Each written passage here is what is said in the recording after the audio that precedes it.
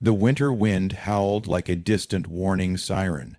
It was 2 o'clock in the morning on a desolate highway outside Denver, Colorado. A heavy storm had turned the road into a treacherous sheet of ice, and thick snowflakes swirled in the beams of her headlights. The yellow glow of a lone street lamp cast an eerie halo through the falling snow. Even the guardrails were half buried, and the world seemed hushed beneath this blanket of white. From inside her old Toyota 28-year-old African-American Monique Lewis braced herself. Her engine was warm, but the oil light flickered on the dashboard. Ahead, snow plastered across the road made only a single tire-track path. Then, through the storm's blur, she saw it, a hunched figure standing motionless at the roadside, 50 yards ahead. Monique's hands clenched around the steering wheel as her heart rate quickened. Part of her wondered if the figure was a tree stump or a snowdrift. But the figure simply raised a hand weakly, and she realized he was not a threat. Empathy won out over fear. She pulled over softly a few yards away and rolled down the passenger window. "Hey, everything all right out there?" she called into the wind. A short silence answered before she saw the man lifting a trembling hand, squinting to see her through the storm. The man was older, maybe in his 60s, with a tangled white beard and an old baseball cap pulled low. His coat and clothes were soaked, frozen in place by the gale. Monique's heart stuttered. Under normal circumstances, this stranger might frighten her. But she saw no malice in his eyes, only pain. The man looked up and gasped out, "Miss, thank you." The words were hurried, teeth chattering. "My wallet, it's gone. I don't have any money or even a phone." He shook his head, frantic and confused by the words he'd lost to the storm. Monique felt a pang of sympathy so fierce it almost hurt. She saw that he was alone, far from help, lost in the whiteness. "Get in my car," she said quickly, voice steady.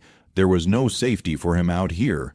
The man hesitated, pride battling with desperation. Then he nodded, stepped forward, and climbed into the front seat.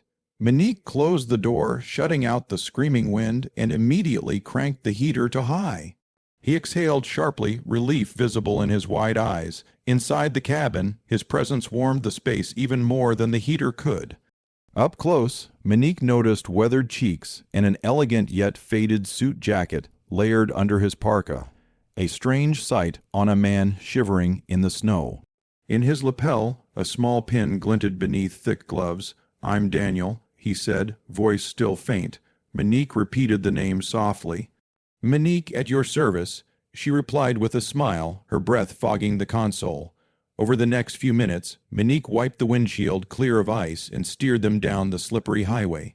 "Where do you need to go, Daniel?" she asked, watching him closely. He clutched his chest and managed a thin smile. "Anywhere safe," he managed. "I was headed back to a hotel in Boulder. My car slid on the ice, I remember. Snow, then darkness." His voice trailed off. He covered a trembling hand with his other glove, as if trying to claim warmth. "I must have lost everything, wallet, phone." She met his eyes in the rear-view mirror. "Right now, you have warmth and coffee soon," Monique said gently. "We'll figure out the rest later." He gave a grateful nod. For a moment, Daniel shook his head in disbelief. "You're going out of your way for me," he said softly. "I don't even know why you do that." Monique forced a small laugh as the car moved on. "I used to be like you," she admitted. "I've been the one stranded, hoping someone would stop. I couldn't drive past." Daniel studied her profile in the mirror, admiration sparking in his tired eyes. "I think I just met a real-life angel." Monique glanced at him. "I'm no angel, just someone who believes we should help each other." They lapsed into silence as Monique guided the car through the snowy highway. The radio was off to save power. Only the rustling heat vent and the hush of snowfall filled the silence. Daniel watched her rear-view reflection, realizing her face was calm and resolute. The city lights of Denver were now ahead, soft and muted through the flurries. A warm shelter at the diner after what felt like a lifetime on icy roads. The neon sign of a 24-hour diner finally appeared. It blinked in yellow and red, the only bright spot on an endless white canvas. Monique turned into the parking lot and helped Daniel out into the blowing snow. The cold air felt almost fresh compared to the storm's fury, and Daniel shivered gratefully, clutching his coat tighter. Inside, the diner was a sudden burst of warmth and light. Bacon sizzled on the griddle, and the rich aroma of coffee made Daniel's lips quiver in anticipation. The booths were padded vinyl, scarred with stories, and a crooked jukebox played an old country tune. Steam fogged the entrance as other stranded drivers shuffled in. Monique led Daniel to a corner booth under a flickering fluorescent light and waved a waitress named Maria over. "2 coffees, please, and do you have any warm blankets?" The waitress eyed Daniel in his soaked suit and immediately brought over 2 thick blankets with a knowing smile. They wrapped themselves in the blankets and wrapped their hands around steaming mugs of coffee. Daniel's fingers uncurled from the hot mug as warmth seeped into his bones. Monique watched him sip slowly, grateful he could feel normal again. "So, Daniel, how does a storm like this catch a man off guard?" she asked gently, wanting to hear his story. He took a deep breath. "I was coming home from a business trip," he said quietly. "I run a few companies in Denver, so I travel a lot. Usually I'm comfortable in a private jet or a luxury car. Last night I tried to be more modest. Big mistake." He gave a weak, rueful laugh. "My car slid on an icy patch, and I ended up miles off the highway. Woke up there with no clue how to get warm or call for help." Monique nodded slowly. "You must have been terrified." She reached across the table and gave his hand a quick squeeze under the blanket. "I'm so glad I found you." Daniel's eyes filled. "I don't know what I would have done otherwise. Thank you." His voice broke. Monique shrugged off the thanks. "We're safe now. That's what matters." She paused, then added, "You have a family waiting for you in Denver, right? Anyone should be worried." He took another sip of coffee. "Yes, my daughter. She's in college here. I was supposed to surprise her for the holiday break, but things got complicated." Monique smiled.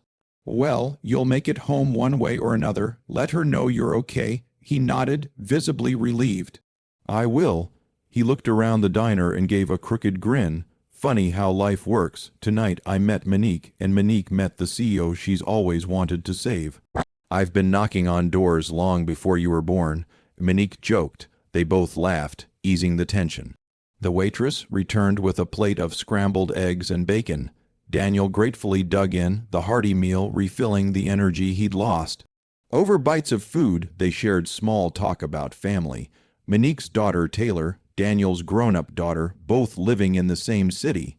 Each realized how ordinary yet important their lives were. Finally, Monique stood. "Okay, we should settle up and find you a room." She paid the check with her credit card. Daniel reached for his wall, that still only lint. "You pay again?" he asked, embarrassed. She smiled. "I insisted you have shelter tonight. The storm's worse now. Come on."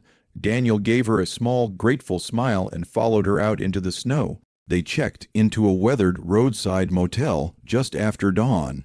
The clerk at the front desk gave them a sympathetic look and a discount after hearing the story of a stranded traveler. Inside their room, the heater sputtered a little, but it was hot. Monique handed Daniel a spare pair of dry socks and her own knit hat. He thanked her, and as he changed, she turned on a small lamp. They sat on the beds with mugs of hot tea. Snow had collected on the window, sparkling in the rising sun. Monique began to talk softly about her life, nights in the ER helping patients, weekends bartending to make ends meet, and how she took care of her father and little Taylor. Daniel listened quietly. In the dim light, he noticed the faint lines of worry etched on her face. Finally, Daniel cleared his throat. "Monique," he said softly, "you helped me when I had nothing, no wallet, no phone, a car that wouldn't start. You gave me a warm bed, food, and hope. A stranger could have walked past, but you didn't. I need to do something." He paused, looking at his hands. Monique looked puzzled. He reached into his coat pocket and brought out something wrapped in cloth. Carefully, he unfolded it to reveal the same gold coin with a snowflake design, the one he'd given her. But there were 4 more just like it. Monique's eyes widened. "Daniel, these are worth a lot," she started, but he held up a hand. "Just take it," he said quietly. "Please, it's for my family. I keep these coins in case of an emergency. I want you to have them now. You'll put them to good use far better than I ever could." Monique struggled to hold back tears. "I can't accept this. It's too much." He nodded, sincerity in his eyes. "Then just promise me you'll pay it forward when you can. Promise me you'll use what you have to help others the way you helped me." She swallowed. Finally, she took the tube of coins. Her hands shook slightly. "Thank you," she whispered. He smiled gently. "Good night, Monique," he said, reaching across to pat her hand. "Good night, Daniel," she replied softly. Outside, the last of the storm's fury died down. Inside that little motel room, two strangers slept that night, not in fear, but peacefully. For once in a long time, both of them felt safe and grateful. By morning, the sky had cleared. Monique drove Daniel back toward the city. The roads were still snowy but drivable. Under the pale sky, snow-covered Rockies loomed in the distance. Daniel insisted on driving slowly, careful of the ice. On the way, he made a call and arranged for the motel and dinner to be covered and thanked the clerk for keeping them safe. They stopped near Monique's neighborhood. Daniel looked at her. "You helped me out last night. I owe you a debt I can never repay." Monique smiled and shook her head. "Just get home safely." Daniel nodded. "I will, and maybe someday I'll repay the favor." She unlocked her modest apartment building's door. Taylor ran out to greet her. "Mom, you're home," the little girl exclaimed. Seeing Daniel's kind face, Taylor hesitated for a second, and then gave him a shy smile. "Hi," Daniel chuckled and lifted her up. "I brought you a treat." From behind his back, he produced a small box of cookies he'd grabbed at the diner.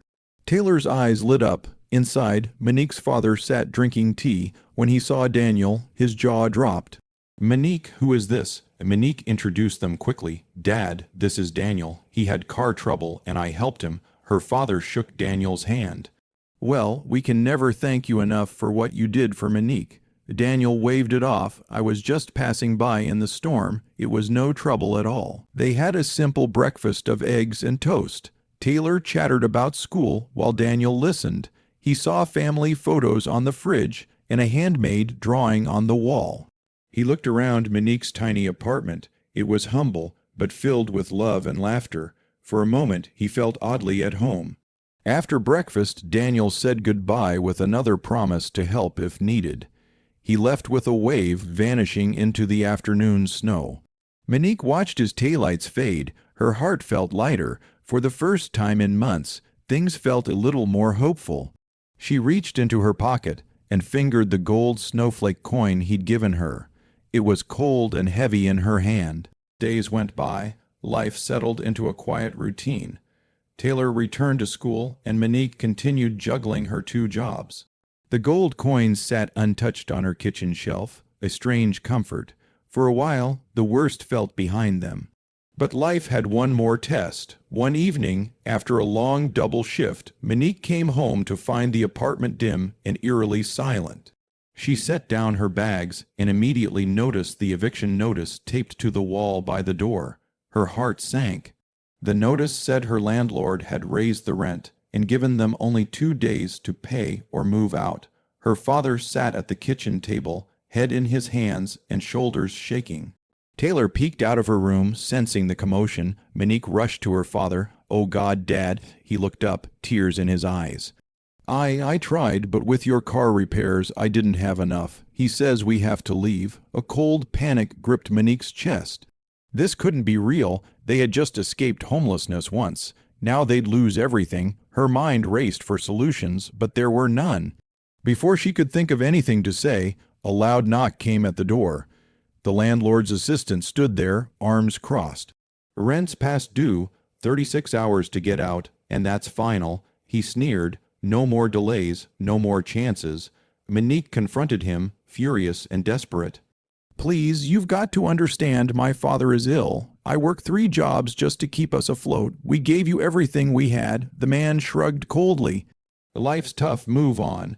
He reached in and grabbed a stack of mail on the table, covering the eviction notice. Her father stood to protect them, but the man shoved him aside. "Don't you dare touch him," Monique shouted, stepping in front of her father. The assistant sneered, "One more word, and I'll call the cops." Monique felt icy fear, but did not back down. She folded her arms. "So this is it, after everything." At that moment, the front door burst open behind the man.